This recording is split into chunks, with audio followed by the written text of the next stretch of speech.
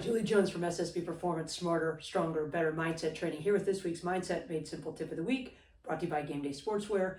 This week we're back to coaching or criticism, talking about using feedback as fuel. And just before I wrote last week's tip, I got an email. I was running a camp in Cincinnati, and we normally use Riser to have people sign up for our camps. Well, I got away from that for just a moment because I offered a discount. Instead of going through the process through Riser, I thought I'll just use a Google Sheet. Mistake number one. Google Sheets and I don't get along, and I'm still working on getting the Google package as part of my tool belt. So I get this email from a woman who I had requested information from, apparently for the third or fourth time via email, and she said, I think we're going to skip the camp. This is really unorganized, and I bet the camp's going to be unorganized too. And I thought, come on. I run camps. I've been running camps for 30 years. Our camps are organized. They're good. We get ridiculously positive feedback. I mean, I was a college softball coach. This is what we do, right? We run camps. We're good at it. The coaches we get are amazing. We're good at it. So immediately, of course, I call my business partner. I say, I just got, I'm all in a tiz. Seriously, from an email from a woman I don't know, from a kid that if she comes to camp, great. If she doesn't, no skid off my nose. But I'm all in a tiz. And I share it with everybody, of course, that's around me at the time. And then I thought about what I had just researched for the tip that I was about to write for the next Monday. And I said, what if there was one grain of truth in that email? I mentioned that last week. What if there was one grain of truth in this feedback that I took as criticism? And I thought, you know what? You're exactly right, lady. I was up the night before thinking, the way I did this sucked. My system was horrible. I've got it all screwed up. It took me way too much time. I will never do this again. I already had this thought. And yet this woman brings it up to me, and I'm like aghast. How could you criticize my camps? Well, rightfully so. My system was horrible. It wasn't good. I asked people for information that I already had, and I had to ask them again at camp day because I had too many emails going in my email boxes. I have too many email boxes. I got too much other stuff going on, trying to get the camp set, the coaches set, everything else, and I screwed it up. And yet, she was the problem until I stopped and thought about it.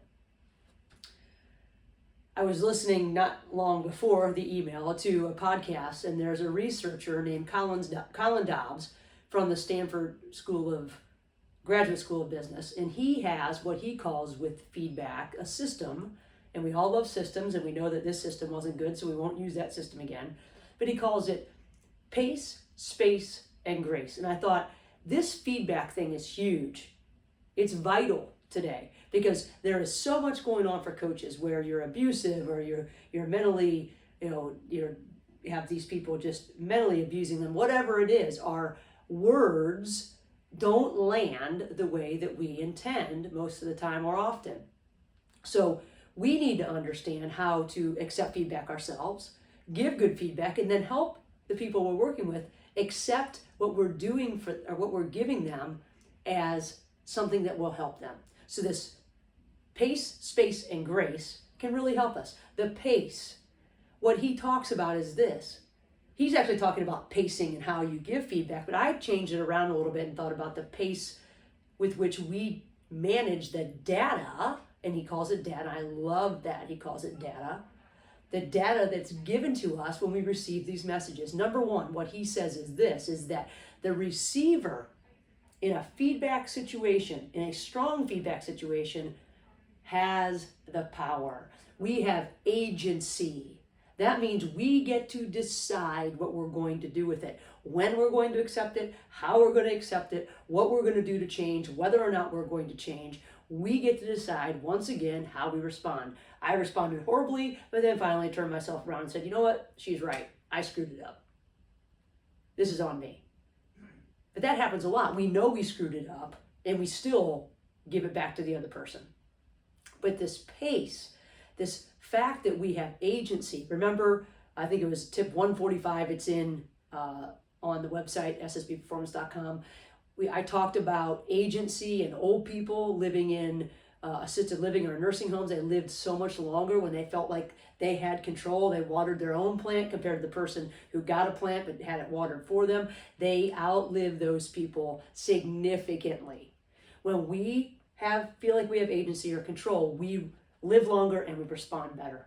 So we need to think about when someone is giving us feedback, this data that is given to us, which seems so much more scientific, takes sort of the emotion out of it. We get to decide what we're going to do with it. We can either look at it and say, I can't deal with this right now. We can look at it and say, hey, that's a great idea. I need to make this change. We can look at it and say, okay, what's important now? Put your feedback filter on and say, take the emotion out, whatever the emotion from you or from the giver, right? What's important now? What do I need to do to make myself better in this situation? How can I make this situation better? What's important now? Granular pieces of data, pulling it in. Or we can let it go based on the fact that we don't have time, or we wait to see if we get this feedback again, or maybe the sender isn't someone that we are really willing to take feedback from. Hopefully not our coach, but there are people in our lives or people around us that give us feedback that we really don't have to respond to at all. But this whole thing of thinking of feedback as data helps us prove hypothesis.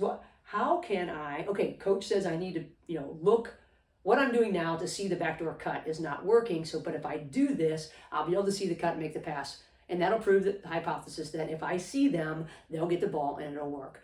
The data, again, helps us look at other variables that affect the way we receive feedback. It also helps us look at other variables on how we can utilize this data to improve the situation. So that's the pace. I get to decide when and how I'm going to use it. I have the agency. The space, I thought, was even more important. When we work with people, often, like we do with our teams or the people that we lead, we get into systems or systematic thinking that says, when he says this, this is what he means. Or when she does this, this is what she means. We start to narrow the possibilities of why people are doing things based on previous experience, and it makes us focus in on what we expect to come from what they give, or what we expect on how they're going to respond or act. And then we lose other possibilities. We even lose possibilities on how we think we're going to act or respond. We even narrow our own ability to respond based on what we expect. It goes back to our RAS, our reticular activating system. You can look at tip 1 or tip 66, also in this week's tip linked. Our reticular activating system is in our brainstem, and it helps us filter out everything that's going on around us, but it always catches 4 things. It catches our name, it catches anything that threatens our safety, either physically or psychologically. It catches when someone's interested in us, and it also catches the things that we think are important, the things that help us prove our hypothesis. What belief do we have? We believe that every time coach says something to me, she is criticizing me. I'm not good enough. I will never reach her expectations. I'm never going to be able to get that. This is not what we expect. This is what we hear. This is what we see. We will find what we're looking for. We've got to give space and open up and say, there could be other possibilities. She could be telling me this. He could be telling me this for a completely different reason.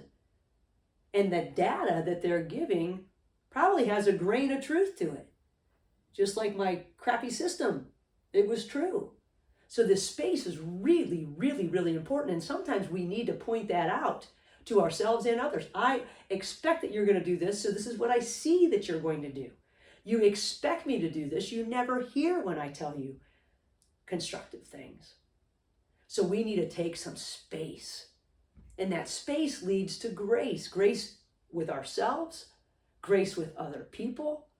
But the pace and the space are huge in helping us respond to feedback in a way that helps make situations better. When we're in the heat of the game and someone's giving us information, we can't ask, can you give it to me a little nicer, coach? No, we don't have time for that. It's data. It's data. And everything that is said is not meant to be filtered into the narrow pathways that sometimes we allow ourselves to fall into. Our responses don't have to fit some narrow pathway the same that they have done before. Just like in a game, every play has a life of its own. Every communication exchange has a life of its own. The only way it lives is if we take it along. So, this pace, space, and grace, I thought it was a great little system. Collins Dobbs, Stanford, it was really good. People offer us feedback and allow us then an opportunity to do something with it. We have the power as the receiver. And even just thinking in that way can change the way that we respond. So until next week, how can you help those you lead be better receivers of data, helping them filter out the variables that make a difference or don't make a difference and move forward with what they now have? That's the question. It can change the way that we feel and act and perform. Until next week, check me out, ssbperformance.com. I'd love to work with your team. Have a great week. Manage your feedback. Manage the data that is given, and have a great week.